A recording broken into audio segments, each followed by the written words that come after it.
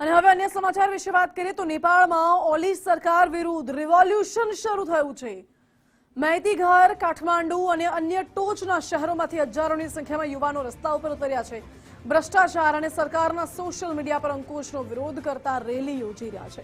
તેઓએ સરકાર પર નાગરિકોની આઝાદી છીનવી લેવાનો આરોપ મૂકતા સૂત્રોચ્ચાર કર્યા। ઉગ્ર બનેલા પ્રદર્શનકારીઓ નેપાળની સંસદમાં ઘૂસ્યા અને આગચંપી કરી છે।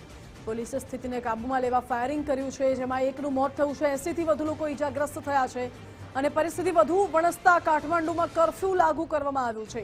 આજ મુદ્દે મારા સહયોગી વિજય દેસાઈ લાઈવ જોડાઈ ગયા છે। વિજય, ઓલી સરકાર વિરુદ્ધ રિવોલ્યુશન શરૂ થયું છે, યુવાનો રસ્તા ઉપર આવી ગયા છે, મોટા પાયે વિરોધ થઈ રહ્યો છે।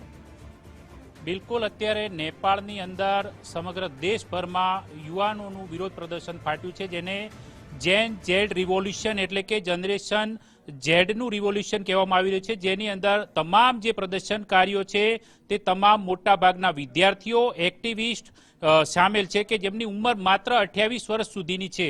એટલા માટે આ જેન ઝેડ રિવોલ્યુશન છે જે અત્યારે નેપાળની અંદર ચાલ્યું છે, તેના મુખ્ય કારણો પૈકી બે કારણો અત્યારે સામે આવી રહ્યા છે। એક કારણ છે કે નેપાળની અંદર જે પ્રકારે સરકારે ઓલી સરકારે જે 26 જેટલી જે એપ્લિકેશનો માઇક્રો બ્લોગિંગ વેબસાઇટ છે તેના પર જે પ્રતિબંધ મૂક્યો છે, એ પ્રતિબંધના વિરોધની અંદર યુવાનોમાં ગુસ્સો ફાટ્યો છે ને તેની સાથે સાથે વડાપ્રધાન કેપી શર્મા ઓલીની સરકાર સામે જે ભ્રષ્ટાચારનો જે દબાવ ચાલી રહ્યો છે, ભ્રષ્ટાચારને લઈને જે આંતરિક જે અસંતોષ હતો એ પણ આ મુદ્દાની અંદર સામેલ થયો છે અને તેને પગલે અત્યારે હજારો યુવાનો કાઠમંડુના રસ્તા પર ઉતર્યા છે। બાનેશ્વર વિસ્તારની અંદર કાઠમંડુમાં આવેલું જે નેપાળનું સંસદ ભવન છે તેની અંદર પણ જે પ્રદર્શનકારીઓ ઘૂસી ગયા છે અને ગેટ પર આગચંપી કરી છે। ગેટ નંબર 2 અને ગેટ નંબર 5 નેપાળની સંસદનો યુવાનોએ હાઈજેક કરી લીધો છે।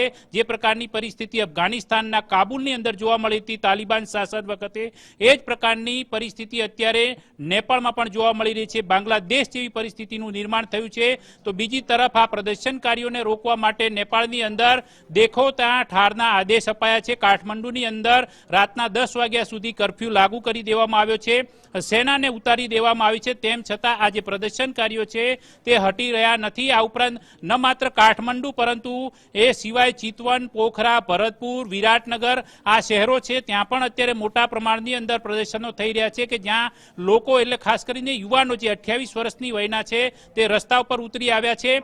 પરંતુ આ જે પ્રદર્શનો થઈ રહ્યા છે તેની પાછળ ઘણા બધા કારણો જવાબદાર માનવામાં આવે છે। તે પૈકીના મુખ્ય બે કારણો છે કે સોશિયલ મીડિયા સાઇટ બંધ કરી દેવાને કારણે માત્ર ટિકટોકને બાદ કરતા અન્ય જે અમેરિકન સાઇટ છે, ખાસ કરીને અમેરિકન ટેક કંપનીઓને લગતી જે છે તેમાં ફેસબુક, વોટ્સઅપ, ઇન્સ્ટાગ્રામ આ પ્રકારની જે સાઇટો બંધ થવાને કારણે યુવાનોમાં ગુસ્સો ફાટ્યો છે, કારણ કે તેમનો દૈનિક પરસ્પર સંવાદ ખોરવાઈ ગયો છે, રોજગાર પર અસર પડી રહી છે। આ ઉપરાંત તેમની અભિવ્યક્તિ જે ચીનની જેમ કેપી શર્મા ઓલી પણ છીનવી લેવા માંગે છે તે પ્રકારનો ગુસ્સો અત્યારે યુવાનોમાં ફાટ્યો છે, જેને પગલે યુવાનો રસ્તા પર ઉતરી આવ્યા છે। પરંતુ ઉગ્ર વિરોધ પ્રદર્શન અને તોડફોડ જોતા દેશવ્યાપી જે વિરોધ પ્રદર્શન થઈ રહ્યા છે તેને પગલે સાંજે 6 વાગે કેપી શર્મા ઓલીએ ઇમરજન્સી કેબિનેટની બેઠક બોલાવી છે, જેની અંદર આ નિર્ણયને લઈને કોઈ ફેરફાર થઈ શકે છે। પરંતુ આ નિર્ણય લેવા પાછળનું કારણ પણ એ આપવામાં આવ્યું છે કેપી શર્મા ઓલી દ્વારા કે જે પ્રકારે દેશની સંસદે કાયદો બનાવ્યો કે જેમાં જે આ ટેકનોલોજી કંપનીઓ છે તેમને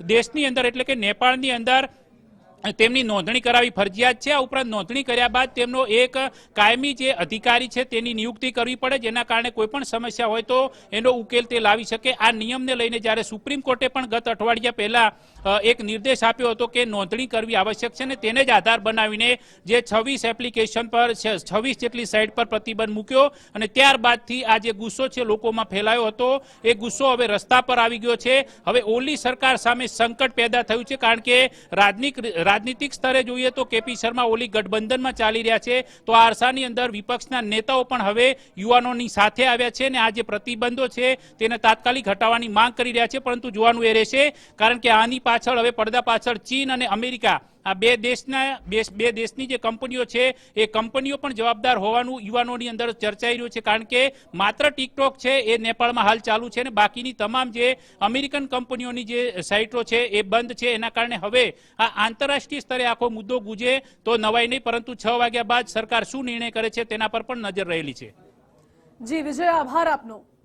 એટલે ઉગ્ર બનેલા પ્રદર્શનકારીઓ નેપાળની સંસદમાં ઘૂસ્યા હતા, આગચંપી કરી હતી. જોકે સ્થિતિને કાબૂમાં કરવા માટે પોલીસે ફાયરિંગ પણ કર્યું હતું.